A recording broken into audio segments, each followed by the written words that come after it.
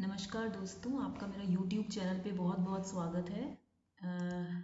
मैं अपना ये भी चेक कर लेती हूँ। ठीक है, ऑडियो एकदम सही है।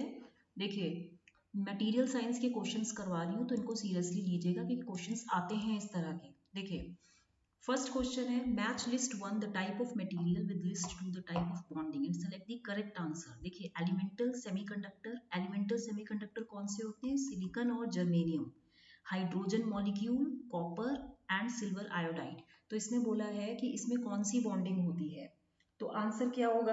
अब अभी तो मैं इसका जो आंसर होगा, इसका आंसर होना चाहिए। देखिए, एलिमेंटल सेमीकंडक्टर में आपका जो भी है ये आंसर, इसमें आपका होना चाहिए एलिमेंटल में कोवेलेंट बॉन्डिंग होती है, हाइड्रोजन मॉलिक्यूल में आपका वांडर वॉल्स होती हैं इंट्रैक्शन, कॉपर में आपका होता है metallic, okay, and silver iodide में होता है आपका आयोनिक।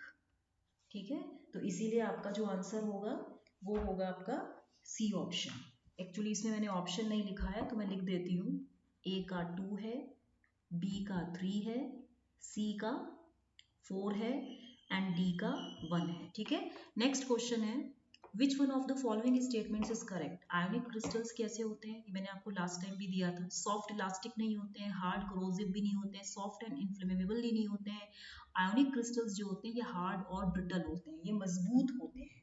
ठीक है, मतलब कि ऑल आयोनिक सॉलिड्स जो होते हैं they possess a crystalline structure. इन सब में क्या होता है? एक क्रिस्टलाइन स्ट्रक्चर होता है। ठीक है, हेंस ये हार्ड एंड ब्रिटल होते हैं। नेक्स्ट क्वेश्चन है आपका consider the following statements with respect to graphite. देखिए, ग्रेफाइट से आपको पता है कि ग्रेफाइट से आपकी पेंसिलें बनाई जाती हैं, तो इसका कौन सा ऑप्शन सही होगा? It has 3 coplanar covalent bonds, it has good electrical and thermal conductivity, sheets of graphite are held together by van der Waals interaction। Actually ये तीनों स्टेटमेंट्स करेक्ट है। ठीक है, ऑल 3 आर स्टैंडर्डाइज्ड रिजल्ट्स। इसमें coplanar मतलब जो एक ही प्लेन में लाई करते हैं।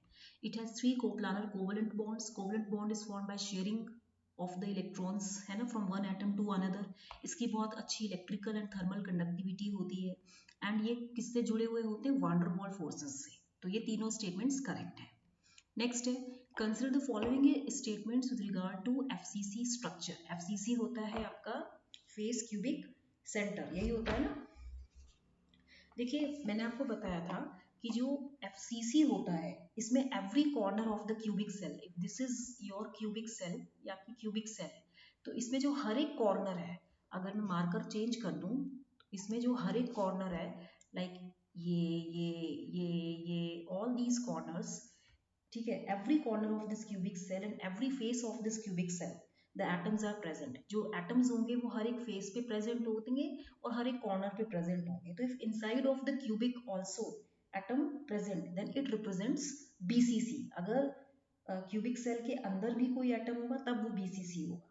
ठीक है, तो इसीलिए आपका जो आंसर होगा number of nearest neighbour atoms is 12, ये ट्रू है। पैकिंग एफिशिएंसी इज 0.74, ट्रू है। There is an atom at the B body centre of the unit cell, ये गलत है। ठीक है, मैं आपको एक चीज बता देती हूँ कि इसका जो राइट ऑप्शन होगा वो बी ऑप्शन होगा। क्यों होगा?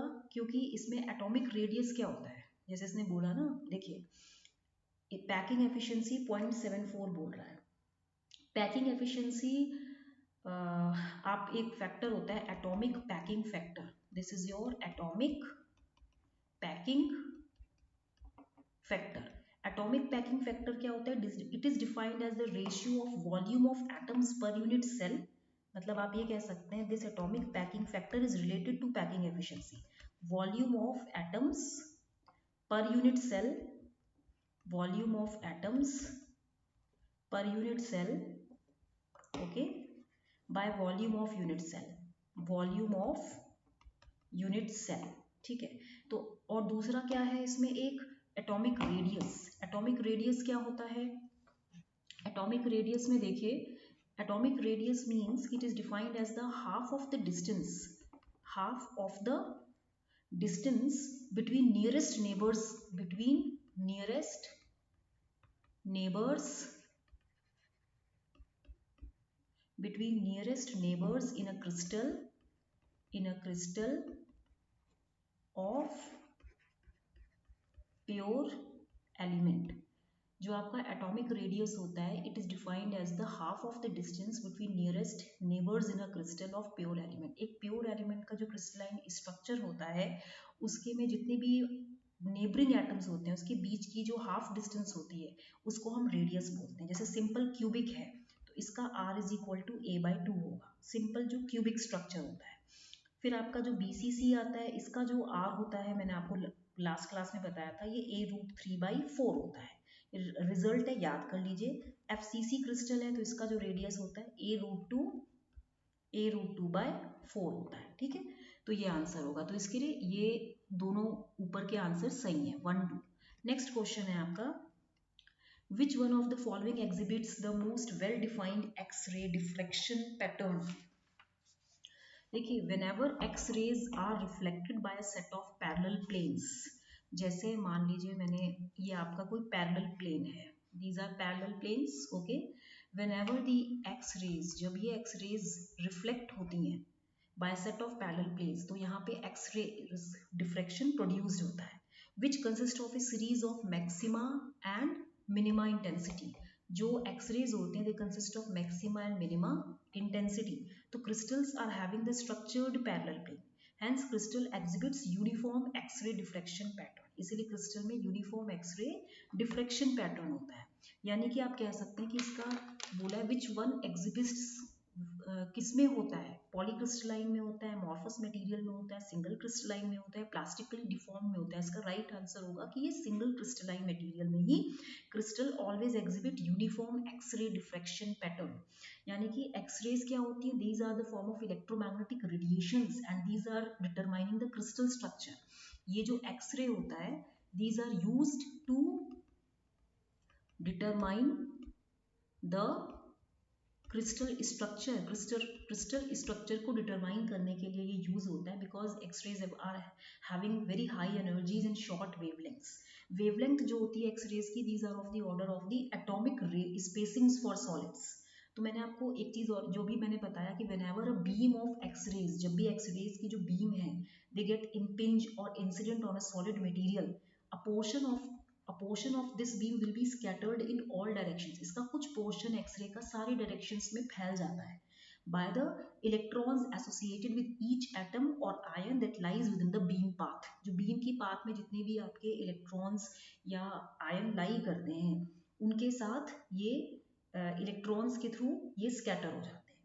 Again I am repeating, whenever a beam of x-rays are impinging or they impinge on a solid material, a portion of this x-ray beam will be scattered in all directions by the electrons associated with each atom। हर एक atom के साथ जो electrons associated हैं, by the electrons associated with each atom or ion that lies within the beam's path।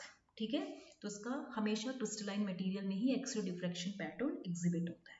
Next question है, in diamond carbon atoms are packed in a manner so as to give rise to very low packing efficiency। And answer क्या दिया, reason क्या दिया है कि because carbon atoms have low mass number and hence a smaller radius, small atoms cannot be packed closely।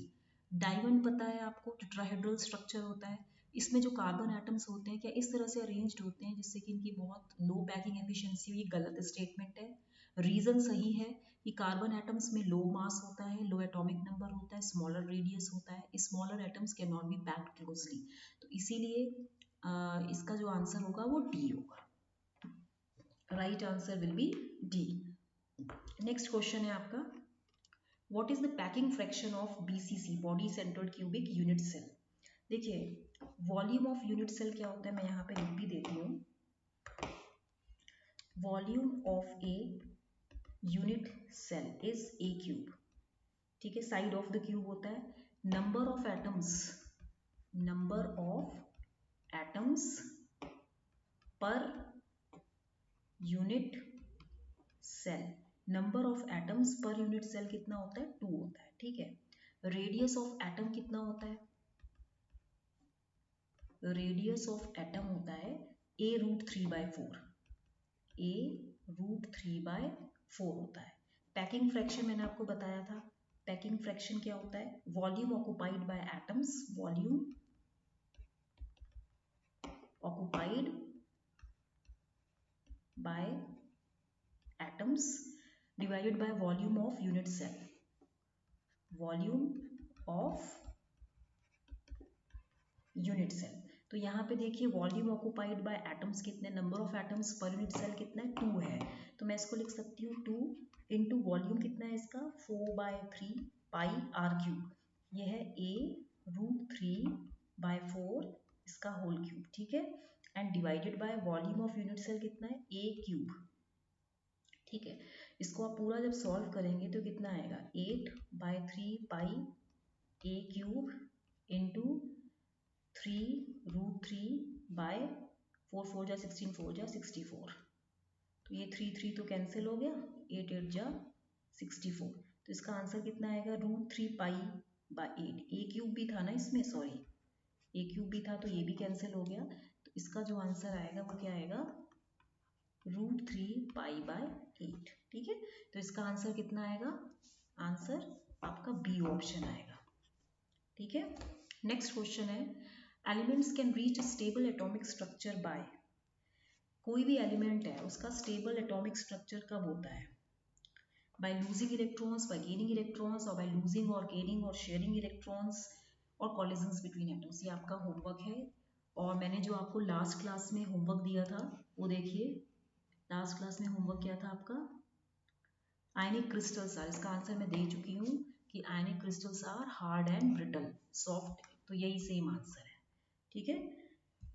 तो याद रखिएगा कि क्रिस्टलाइन स्टेट और द क्रिस्टल स्ट्रक्चर किसी भी मटेरियल की जो होती है इट इज डिटरमाइंड और calculated only by X ray diffraction pattern, ठीक है। तो अगर आपको ये पढ़ाने का ढंग अच्छा लगा हो तो इसको लाइक शेयर एंड सब्सक्राइब करना मत भूलिएगा। Till then good bye.